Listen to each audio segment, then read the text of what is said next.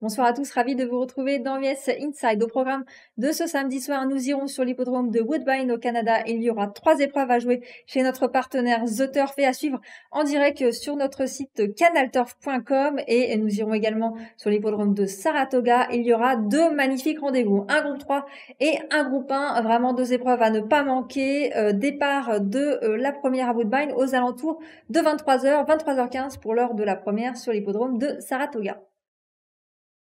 Réunion 14, course 9 sur l'hippodrome de Woodbine. C'est un maiden special weight réservé à des chevaux âgés de 3 ans et plus. Ils vont s'affronter sur 1400 mètres sur la all-weather track, la piste en PSF. Ils sont 8 au départ et je vous propose un jumelé de chevaux que j'aime beaucoup, le 5 et le 6. Le 5, c'est Beyond the Border, un cheval qui vient de réaliser une bonne rentrée, c'était le 20 juin dernier. Bonne rentrée après presque 7 mois d'absence, donc une longue absence. Cheval qui a un peu de métier et qui devrait normalement courir en progrès sur sa course de rentrée. Donc je vais lui faire confiance à ce numéro 5, Beyond the Border. Et puis j'aime beaucoup aussi le numéro 6, Frosty Breeze, qui lui a un petit peu moins de métier que le numéro 5. Il a couru seulement à 2 reprises, mais pour sa deuxième sortie, c'était vraiment très bien. C'était une bonne deuxième place. Il faisait afficher de nets progrès par rapport à sa course de début. Donc je vais lui faire confiance à ce numéro 6, Frosty Breeze. Voilà, jumelé aller-retour comme vous voulez, 5-6 ou 6 et 5. Mais voilà, en tout cas, je pense que ça sera les 2 chevaux de la course. La course numéro 10 à Woodbine est une épreuve à réclamer, réservée à des chevaux âgés de 3 ans et plus. Ils vont s'affronter sur 2000 mètres sur la piste en gazon. Ils ne sont que 7 au départ et j'ai un petit coup de cœur dans cette épreuve. C'est justement le numéro 7, Juan Pablo, qui est en grande forme. C'est un cheval très régulier. Cette année, il a couru à 5 reprises. Il a gagné une fois. Il a pris 3 places. Il vient de gagner vraiment très facile ici. C'était le 25 juin dernier sur cette piste de Woodbine. Alors, c'était sur la PSF, mais le gazon, c'est pas du tout un problème. J'ai déjà regardé ses performances. Il a déjà bien fait le gazon, donc pas un problème ce changement de surface. Je le vois gagner, ce numéro 7, Juan Pablo, qui est en plein boom actuellement. Donc voilà, je vous conseille de le jouer en simple gagnant dans cette 10e course. 11e et dernière épreuve sur l'hippodrome de Woodbine, c'est un maiden optional claiming réservé à des chevaux âgés de 3 ans et plus. Ils vont s'affronter sur 1300 mètres sur la all-weather track. Ils sont 15 au départ, un lot pas évident à déchiffrer, car sur les 15, on en a 5 qui vont faire leur début en compétition, d'autres qui ont déjà débuté, d'autres qui ont un petit peu plus de métier. Pas évident de faire le papier de cette course. Écoutez, moi j'ai fait confiance à des chevaux qui ont déjà couru, en tout cas c'est le cas du numéro 8, Fire Knight, un cheval qui vient lui de débuter ici par une 5e place, et c'était vraiment de bons débuts. Le cheval est allé devant, il a été très très courageux dans la phase finale.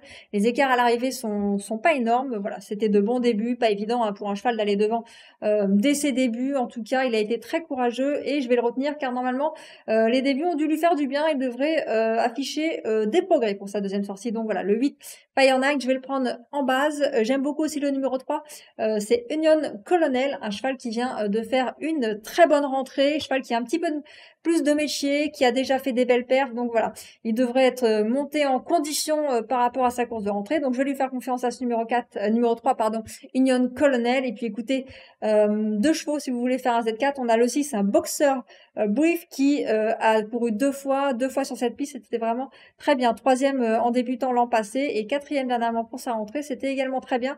Donc voilà, lui aussi devrait courir en progrès. Et puis écoutez, 4e cheval, si vous voulez faire un Z4, vous pouvez faire confiance au numéro 14, I'm Dating, un cheval âgé de 3 ans qui vient de faire également une très bonne rentrée. Donc voilà, j'ai fait confiance aux chevaux qui ont laissé de belles impressions, de bonnes rentrées.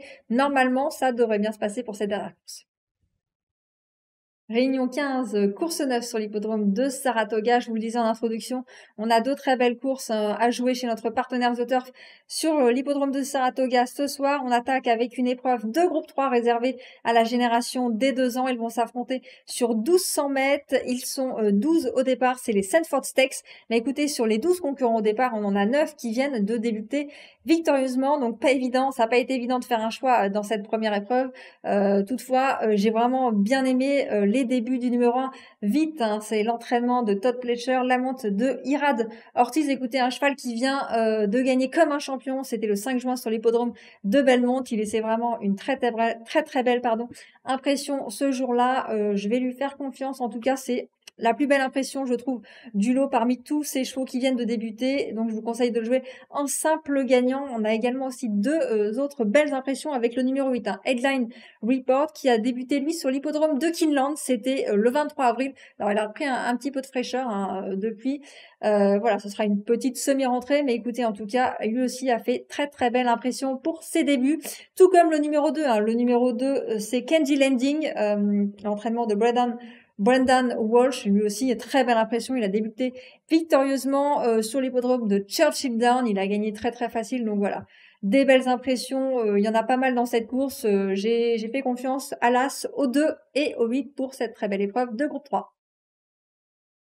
Réunion 15, course 10 sur l'hippodrome de Saratoga. C'est le temps fort là-bas ce soir. C'est un groupe 1, les Diana Stakes, réservé à des femelles âgées de 4 ans et plus. Elles vont s'affronter sur 1800 mètres sur la piste au gazon. Elles sont 8 au départ et on a vraiment un joli lot, hein, un lot de qualité. 8 femelles qui sont de très bonnes juments. Le 8, Alchica, et le numéro 6, Summer Romance, seront mes deux préférences. Alors, elles viennent de courir ensemble. C'était sur l'hippodrome de Belmont le 5 juin dernier. Elles finissaient première et deuxième. Alchica devançait sa compagne de boxe Summer Romance au prix d'une très belle accélération pour finir. Elle l'a devancée aux abords du poteau. En tout cas, c'était vraiment une très belle impression. Je vais les reprendre ces deux-là, les deux pensionnaires de Charlie Appleby pour la Kazakh Godolphin, qui ont été vraiment très séduisantes dans un groupe 1 déjà dernièrement le 5 juin.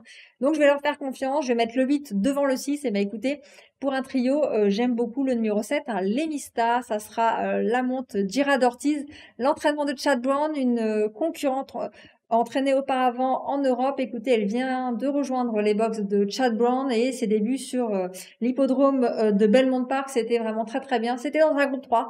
Voilà, c'est une jument qui a beaucoup de qualité. Les débuts sur le sol américain étaient très bons.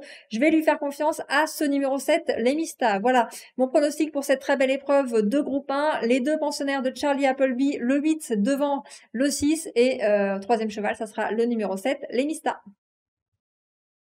L'émission est désormais terminée. On se retrouve dès lundi pour de nouveaux pronostics. En tout cas, si vous avez apprécié le programme et que vous le regardez sur les réseaux sociaux, n'hésitez pas à liker, à partager et à vous abonner. Je vous souhaite une excellente soirée. C'était votre programme avec The Turf. Avec l'app The Turf entre les mains pour parier, ça va aller. The Turf, une histoire de turfiste.